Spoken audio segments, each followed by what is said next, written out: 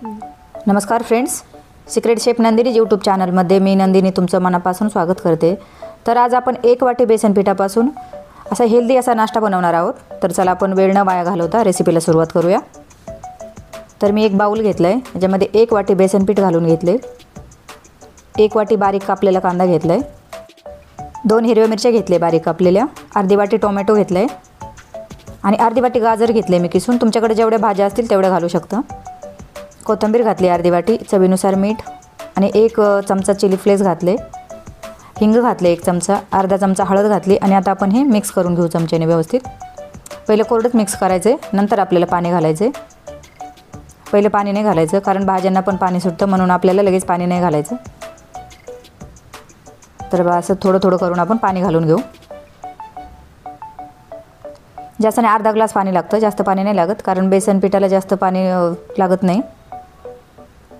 हे असं एकदम चमच्याने व्यवस्थित मिक्स करून घ्यायचं। पहिले थोडंसं मला घट्ट वाटतंय, थोडं मी पाणी घालून घेते आणखी। थोडं पातळसर आपल्याला बॅटर बनवून घ्यायचं याचं। चमच्याने एकदम व्यवस्थित हलवून घ्यायचं।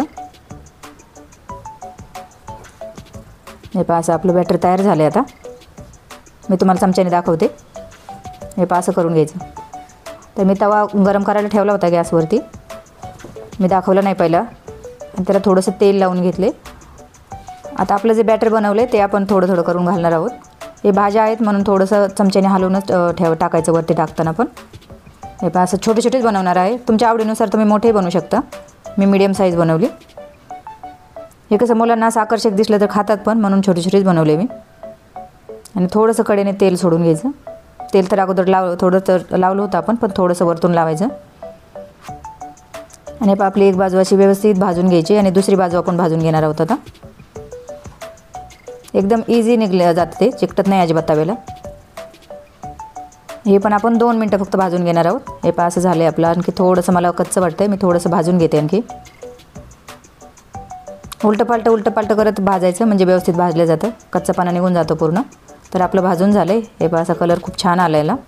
मी आता आणखी राहिलेले सगळे बनवून घेते। एक याच्यापेक्षा जर छोटी साईज केली तर तव्यावर 2-2, 3-3 पण घालू शकता तुम्ही। मी थोडी मीडियम साईज केली म्हणून माझं काही दुसरं बसत नव्हतं। हे पहा, हे पण खूप छान झाले। आता हे पहिले ना ते थोडंसं पिवळसर कलर आला होता। हे पहा, याला जाळीदार कशी जाळी सुटली पाठीमागून, पण खूप छान दिसते। तर आपले हे बघा तयार झालेले आहे। आपली बेसन चिल्ल्याची रेसिपी तयार झालेली आहे। रेसिपी कशी वाटली ती नक्की कमेंट करून सांगा। व्हिडिओ आवडल्यास लाईक आणि शेअर करा, आणि अशाच नवनवीन रेसिपी पाहण्यासाठी सिक्रेट शेफ नंदिनी यूट्यूब चॅनलला नक्की सबस्क्राईब करा।